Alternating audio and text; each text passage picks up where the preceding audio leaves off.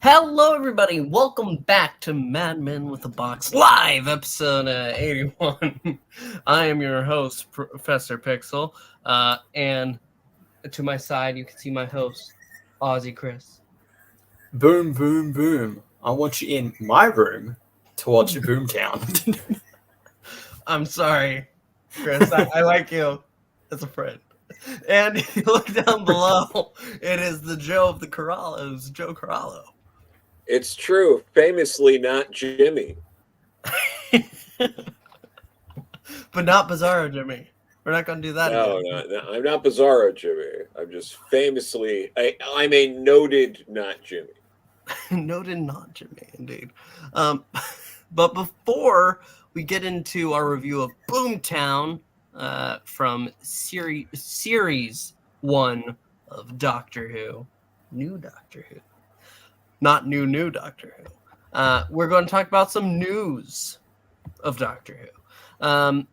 Let's go ahead and start with this past week. We got a little treat. They went ahead and announced another collection for season 15. And with these announcements, now they've been having these little mini-sodes inside of them. And this one featured Leela on Gallifrey during the Time War. And you can see Louise Jameson right there. And yeah, no, it's pretty nice. Big Finish cover artist just got some new material to work with. Yes. Especially the Gallifrey series. They've got new material.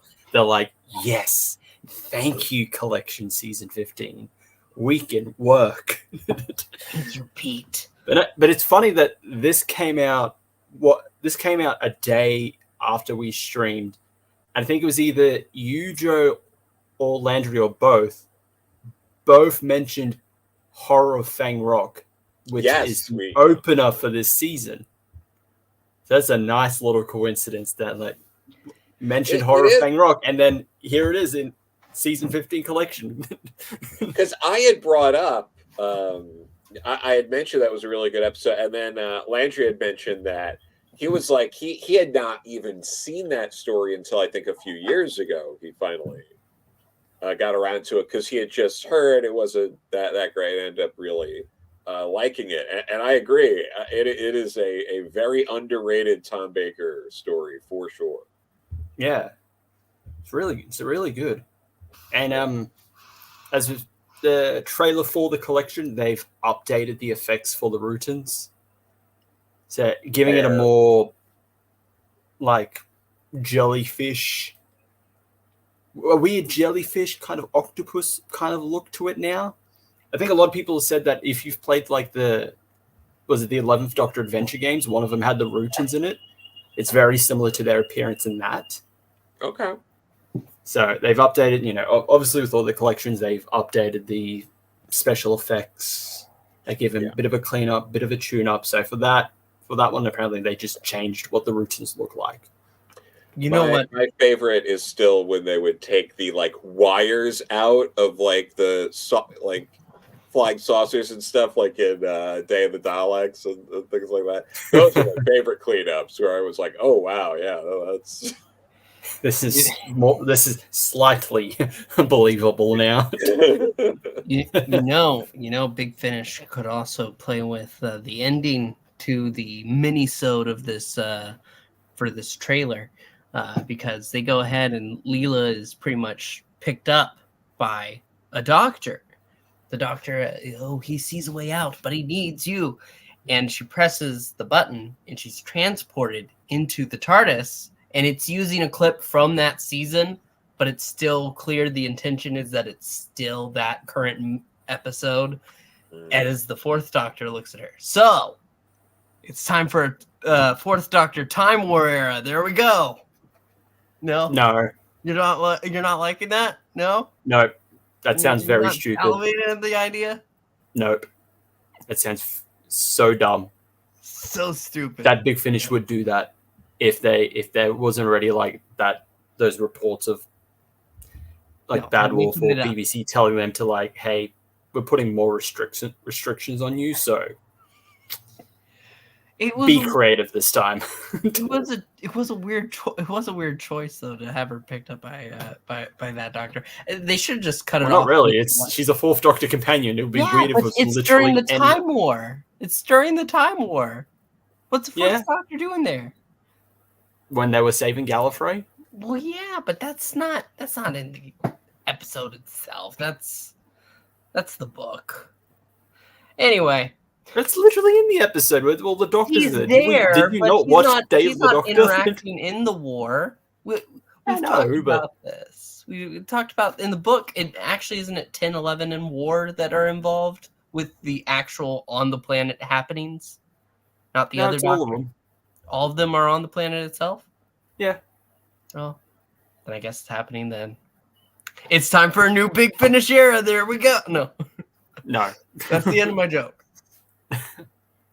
But no, new collection. Apparently, it's. I think I saw that. Apparently, it's sold out on a few sites. Oh, wow. So a lot of people are definitely eager for more collections. Oh yeah. Which is funny because I think a day before, very infamous Doctor Who fan Ian Levine was complaining, why aren't there more collections? They've got nothing to do. Just keep releasing more of them. We haven't had any in years. Forgetting the 2 we got last year. Then Ian Levine said something about, look at how the collections are selling. They aren't selling well at all. And this is all because fans are boycotting from the new Doctor Who. And now it's sold out. So, yeah. Ian, we're all still waiting on your amazing animated reconstruction of the massacre. So, come on, buddy. Where is it? Wow. Did you run out of money to pay for the AI? Go on. I love how he has been not well liked for so long. Like so many decades of just fans of the show just being like, this fucking guy. Like, this guy. It's like kind of incredible. You could somewhat give him leeway.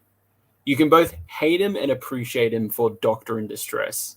Because 1, yes, Doctor in Distress is not good. But 2, it at least forced the BBC to be like, okay, we'll bring it back. Stop it, please. Well, that's because they made it very clear, bring him back now, we won't take less. Yes, exactly. They were going to stop. Yeah, but then just over the years, Ian just never shut up.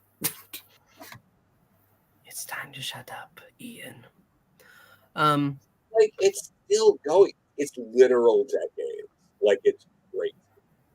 But speaking of things still going on, let's talk about the 9th Doctor Adventures. Whoa. Yeah, February 2024. He has. Are they going to release it on his birthday like last year? I don't know. Which is also my birthday, so. But yeah, no, this Buried Threats, it's going to have Bernice Summerfield. I forgot her name a moment. These are the covers for the individual episodes. Because none of these stories are going to connect. No. And they're just going to be all the same stories. 9 does something without a companion. And says, hi, Bernice. Yeah, and then the last one, hi, Bernice. Wow, it's Bernice.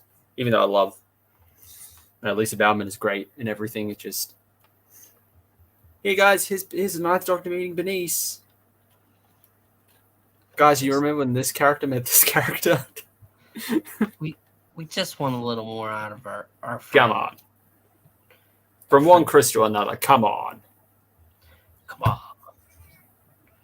Come on. I love money too, but come on. But no, the covers look great. I love the covers as always. So I'm glad we're getting also individual covers for stories. It's something I really miss with a lot of these box sets is when they don't have individual covers for stories. I always liked that. Then they're like, nope, we're only going to do that for like certain releases. like this one. It's like, Well, some of them deserve it, some don't. I mean, there's one that I remember like when I was going through, and I was like, "Really? You did it for this one?" I just can't remember the name. But no, that's Very exciting. You're going to get this one, right? And then that's probably it for a while. probably. I'll listen to. I'll get this, and if it's just like more of the same, I'm like, yeah, I'm dropping it. I can save my money on this. Yeah. Because for a while there, it was okay to do that. Because one, the fact that he came back in the role at all was astounding. And then he just was giving more. And that's fine for so long. Eventually you have to start taking some risks, some chances, do something. But instead you just get Christopher Eccleston talking into a mic for an hour, and it's like, okay, thanks. See you next month.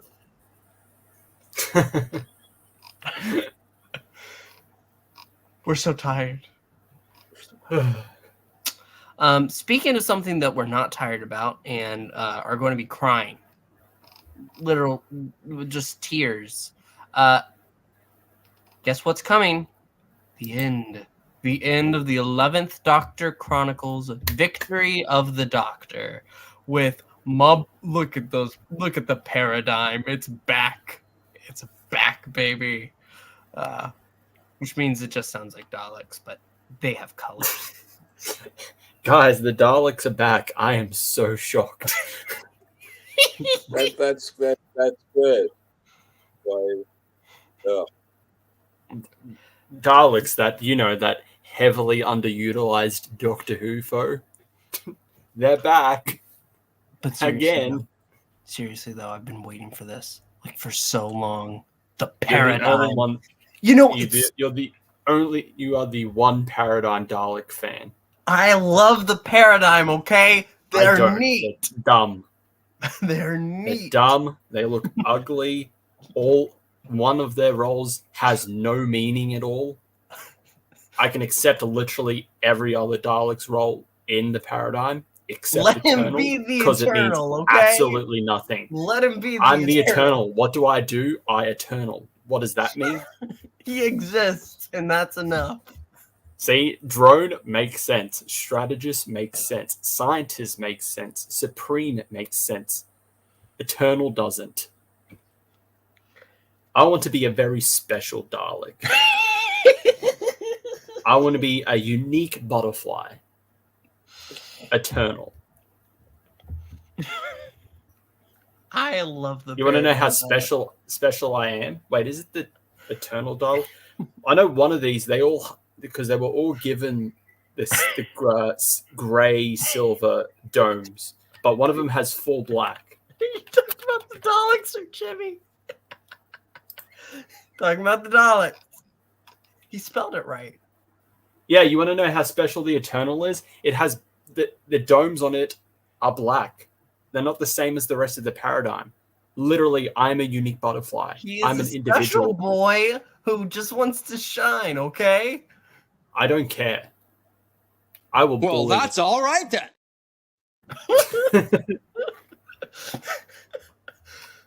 I will bully this Dalek. But you're bullying aside, you're excited. I'm excited for the box set, yes, obviously. I've been loving it. The 11th Doctor Chronicles has been... Go. Oh, go ahead. Sorry. I'm sad to hear it leave. We'll never get anything like it ever again, unfortunately. Is it talk shit on Jimmy Hour? No, Ben. It's just we gotta poke fun at him. Maybe he'll show up. It can be though if we want. Damn, if we want. Don't tempt Joe. Joe will find a way. Joe, yeah, we'll leave it to Joe. Joe will be good time.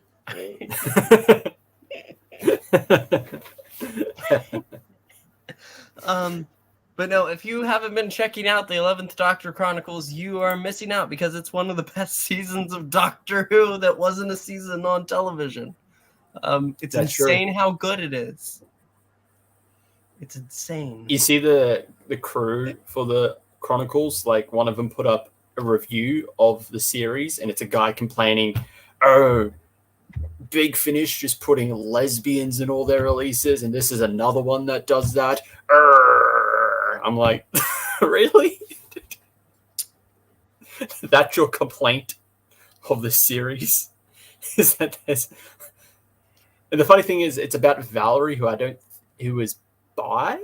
Yeah, I mean, she in that one story she has a husband. Yeah, she's not a lesbian, she's bisexual. And they're like, "Arr." But they listen, Big Finish for the love of stories. That person doesn't care about stories.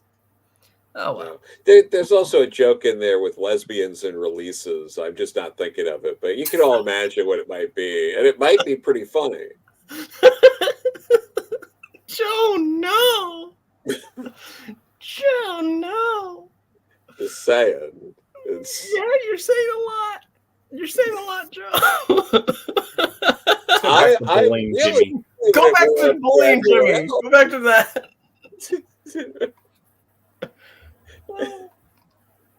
Woke up Breen at least. Lesbians, I'm awake.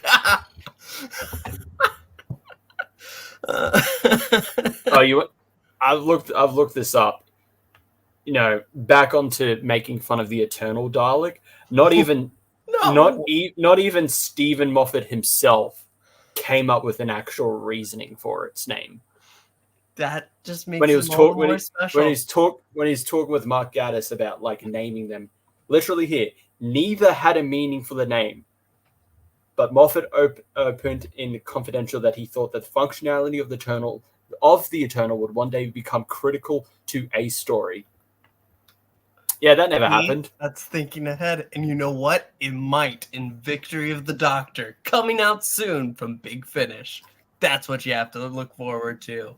That's right. Because honestly, it's surprising they waited this long to try to make something out of that team. But I'm here for it. I'm so here for it. I'm hyped. Last thing to talk about, actually getting back to television, Doctor Who has been nominated for an award. Yes, it's been nominated in the 35th GLAD Media Awards, nominated for Outstanding Drama Series alongside 911, Lone Star, Grey's Anatomy, all those shows. However, Riverdale? Riverdale's pretty gay. It is. It's a pretty stupid show, but it is pretty gay. The problem isn't the gay. The problem is that it's not good. But the GLAD Awards, they do this sometimes, because I also noticed, I was going through the nominees earlier with movies, and It's a Wonderful Knife got a nomination. Oh, good God. Is it because is it the main character? Or one of the characters is gay? Yeah, yeah. And that's not a good movie. No. So there was just like, it's a literal, you have that in there, you get a nomination, even if whatever you've made is good or garbage. It's one of the few movies I think you could genuinely say just by the title, it's going to be terrible. From what I've heard, I think it is.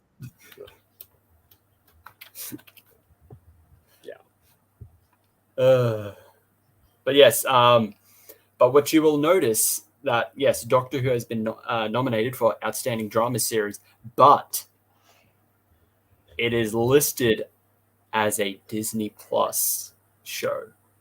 Yeah.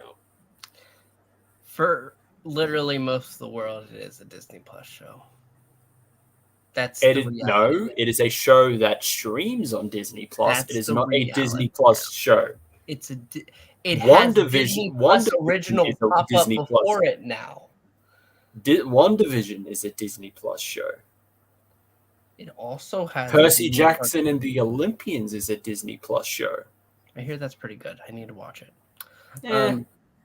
It's all right. I don't think the acting is that good, although they're supposed to be kids, so I'm guessing that's the point. When I read those books, I was a kid, so maybe it'll take me back to my childhood. But yeah, no, Awful. No. I don't think counting it as Disney Plus is right. It is a BBC show. Despite our problems with the BBC, it is a BBC show. It just is streamed internationally on Disney Plus. You know, would you say that The Office is a Netflix show because it's constantly put up on Netflix? If they made new Office episodes and they would stream exclusively on Netflix, it would be considered a Netflix original. Yeah, see, that's the difference. That's exclusively on Netflix. Doctor Who is not exclusively Disney Plus. It's only exclusively for international audiences. Okay, but is GLAAD a U.S. foundation? I believe so. So that's why they would mark it down as a Disney Plus original, because for the U.S. it is. Typical Americans just taking everything for themselves. But it's by a bunch of American shows. I live in America, so that's great for me. Hey, congrats! Doctor Who was now made by America. Apparently. That's not how it works. But no, apparently it is now. It's an American show. But if it's being nominated for an American award, it would be nominated on the service that is making it an American show. Not really. Yeah. But then again, award shows aren't particularly the best, and they make a lot of dumb decisions. I know Better Call Saul fans are still seething from the lack of any wins from the 50+ nominations they've had throughout the years. It was a fantastic show, like one of the best pieces of drama from that. Just unfortunately was also with like a lot of other good shows. All these shows that were like incredibly big. Because I was watching the compilation. Compilation? Compilation. I was about to say compilation. Compilation. I thought us Australians butchered the English language out of spite. Compilation. It's late. I'm tired. No wonder you spell possum with an O.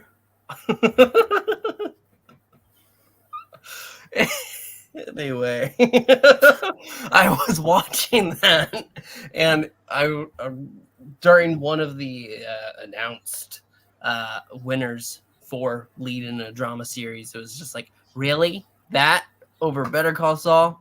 It's just ridiculous. But anyway, enough of that. Congrats to Doctor Who. Not only do you get a nomination in an award series, you change nationality. No. Congrats on your American citizenship. I sound feel a little bitter there, Chris. You gotta calm down. Typical America seceding everything from the British. I feel like what probably happened is Disney Plus or whatever was the one that ended up like sending the submission. And probably, yeah. No one cared to like check or anything. So they're like, who sent it? Disney Plus. Cool. Done. Cool. Sound like that. So. I can't find any of the BBC channels on my cable package. So, I mean, it's not like we can access it through that. Wow. So it's the way the rest of the world is going to see it now. The important thing is it'll probably lose to something like Riverdale anyway. So. The superior show. I don't know A if this show is true. that I a don't know show if that this is a show true. that embodied jumping the shark numerous times to where I at don't know. that point it's like It's to probably be going to expected. win. If I heard that the final episode's the finale, and I don't know if anybody cares about Riverdale spoilers, but if you do, run away, I guess. It ends with Betty, Veronica, Jughead, and Archie in a poly relationship. That's They just call What? those polycules, Pixel. They're Do in a polycule. You don't have to say it's like polyamorous related. Like because they're clearly living together. Like so, like a polycule would be what they're really in because they're all like sharing each other.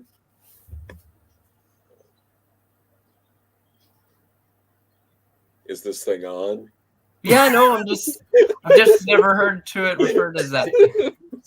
Pixel is trying to find a way to say that word incorrectly. It's okay. Polycule? No. Polycule. I've just never heard to it referred as that. Okay, that's Neither That's have news to I, me. but then again, They're part of that's like because they're all in a that would be a polycule. thank you for teaching me that. I didn't know, Yeah. genuinely. No problem. You could have led with a really good joke, Pixel, and you didn't take it. You could have said, "Thank you for sharing," much like polycules. Yes, absolutely. You should. Wow. And Yeah, Zimmy's you supposed to should, be the comedian here. Sometimes no. You could look up more on polycules on the internet at your discretion.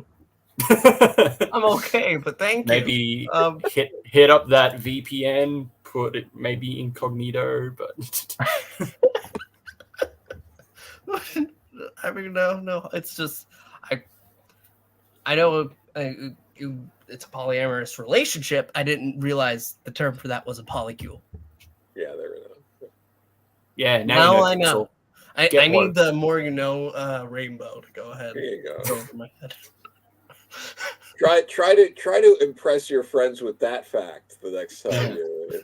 Hey guys, you know what the official term for a relationship is? It's polycule. Are you? I found that out recently.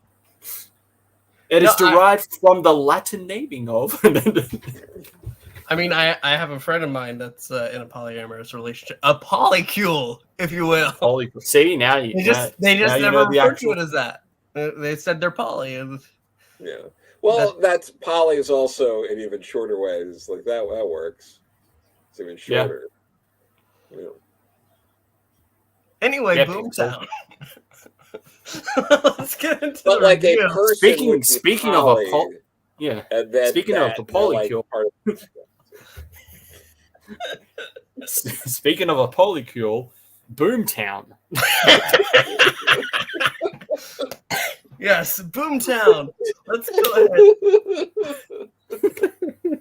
Please tell me her name is Anna. No, Eric. No, it's not Pollyanna. It's a funny joke. Yeah. But glad Chris, you got there, Pixel. Chris, please, for the love of God, to get us off of this subject. Boomtown. Please give us your Boomtown. The actual name of a polycule community, Boomtown. Okay, I'll stop. Boomtown. Yeah. So essentially, this would technically be the penultimate episode because the last is a two-parter, so they're kind of together. Boomtown from series 1 of Doctor Who. My thoughts on it is that it's fine. It's an okay story with some parts that don't land. I think like the whole kind of moral situation that the Doctor is put in is quickly just fixed. It's just, oh, Margaret's a baby again. She can relive her own life. I don't have to send her back to Raxacoricofallapatorius be executed. My morals are secured. I'm a good guy. The whole Rose and Mickey relationship, there's nothing to them. So, like, rewatching it, it's like, this kind of means nothing because they weren't really a couple. Like, Rose, the debut episode, really tries to, like, oh, they're a couple, but they're not really, because she just quickly just leaves them and even just says thanks. And like, for what?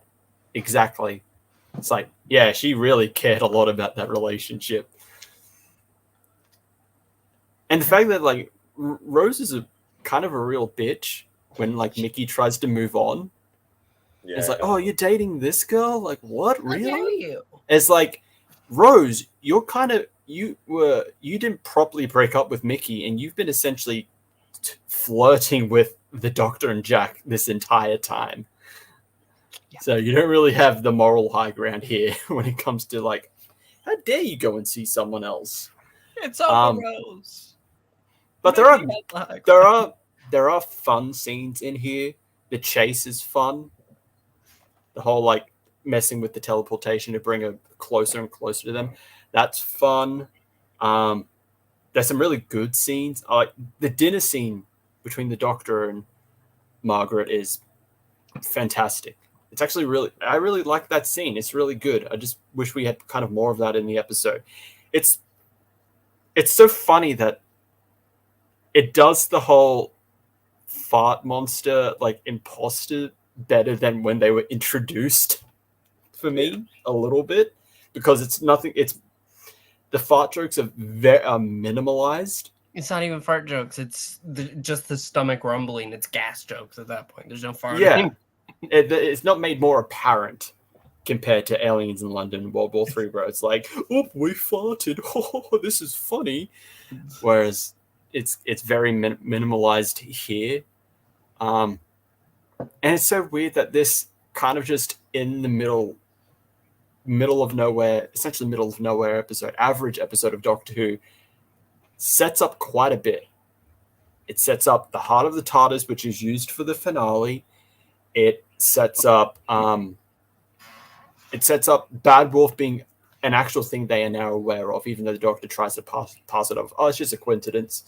Then eventually the foundations leading into Torchwood.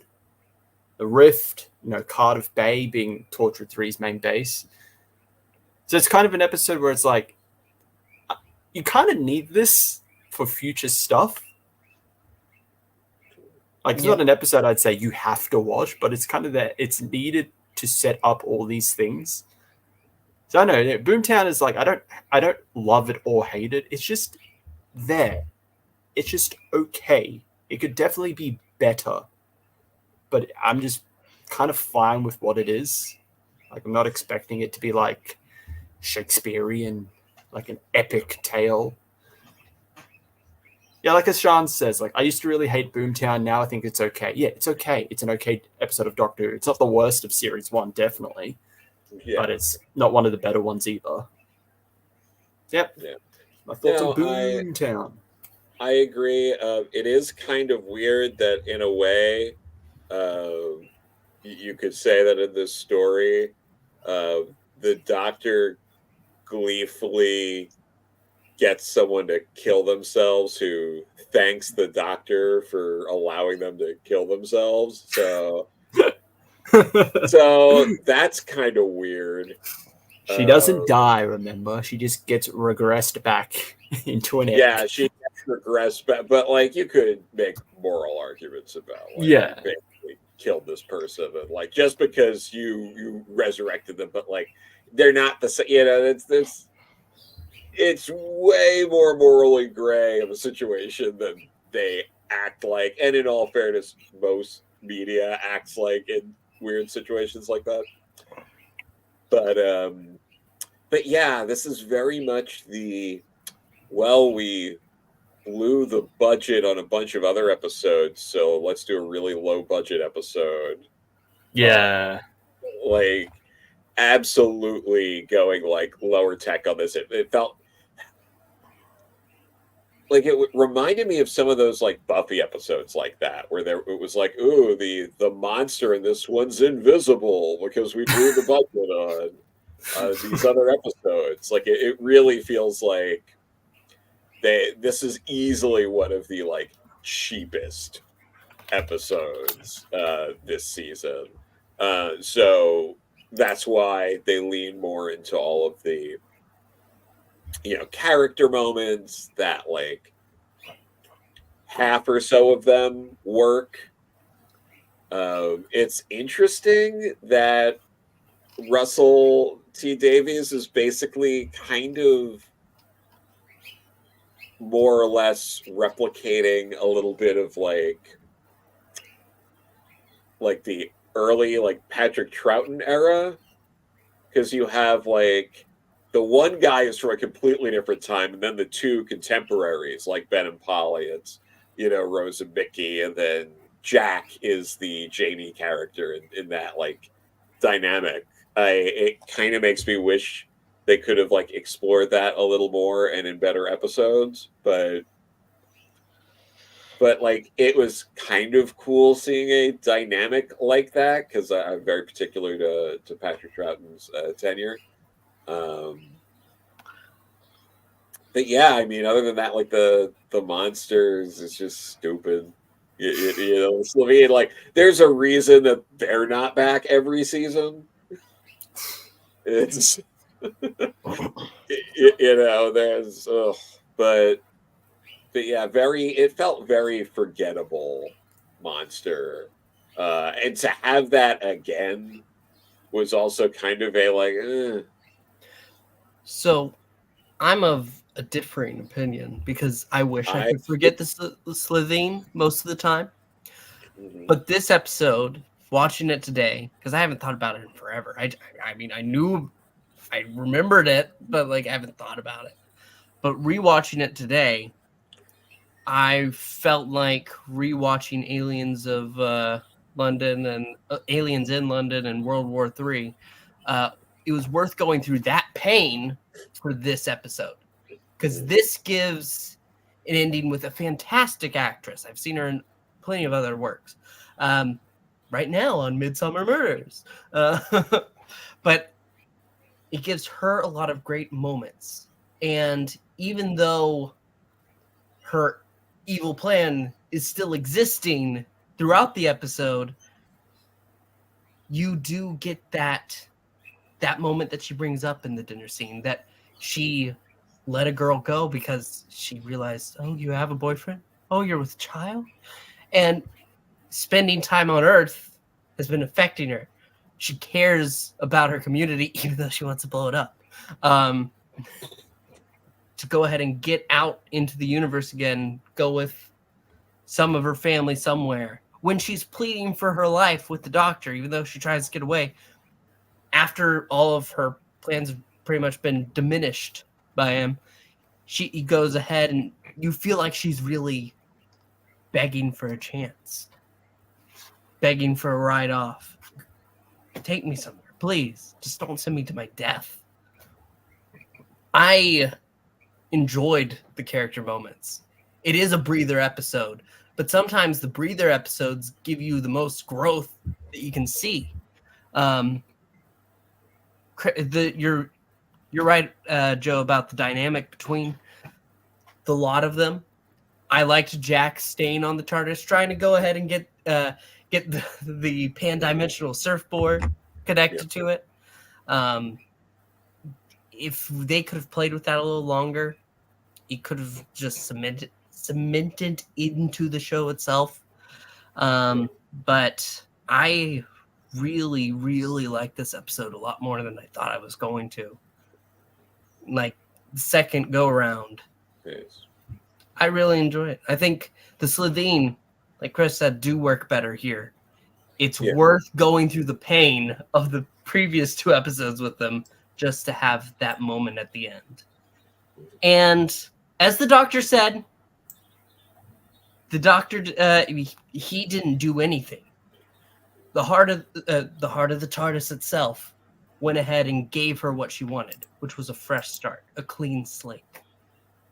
because she was changing through that time on Earth.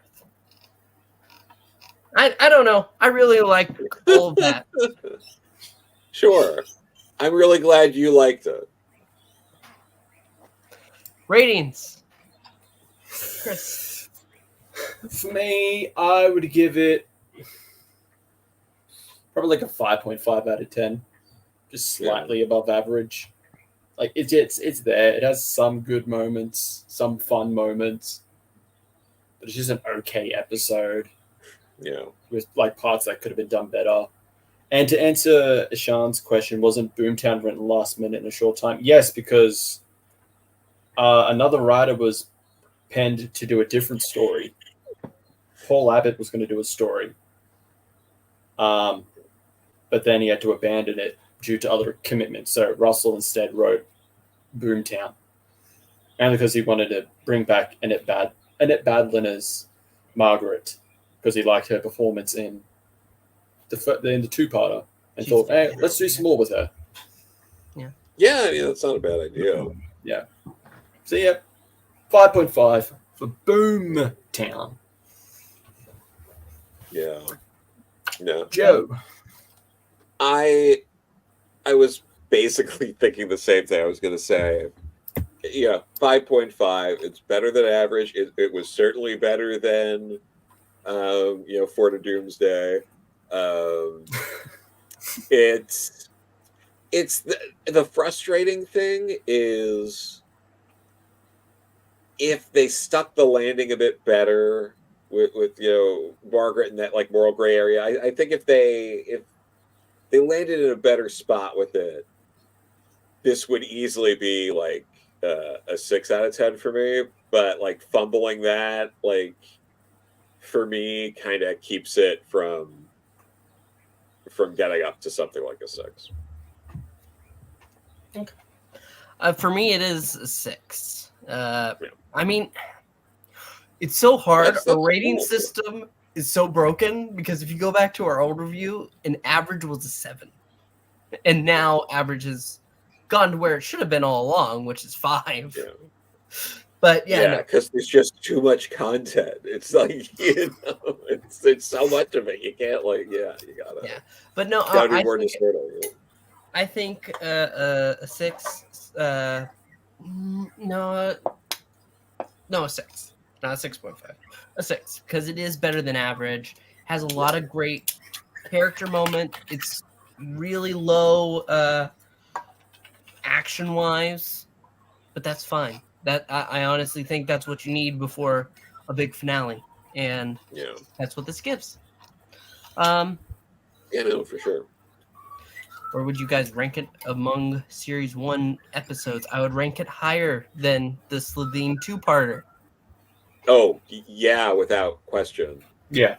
For sure. It's definitely in the bottom half, but it's definitely higher than those 2 episodes. It's higher than Rose for me, because I really don't like that episode. That first episode is just not good to me. I don't know what it is. And the more that I've thought about it, watched it, it's just not. I don't know. You're just so happy that your favorite character, Clive, was killed and can't come back in anything else aside from alternate universe, Big Finish stuff. Where he belongs. Go have a cry, Pixel. Boo. But that's pretty much our show. You have our rankings. What do you think? Leave a comment down below. Like, subscribe. We'll be back next week with a review for a Big Finish audio drama. And then later that week, another review for a Big Finish audio drama, but separate. Yeah. Are you trying to say separate but equal? That's kind of... No, it's not equal. We don't think like this anymore, Pixel. One's a video, one's a live stream. They're different. We don't think like this anymore, okay? It's not acceptable. Good night, everybody. See you next week. See you, everyone.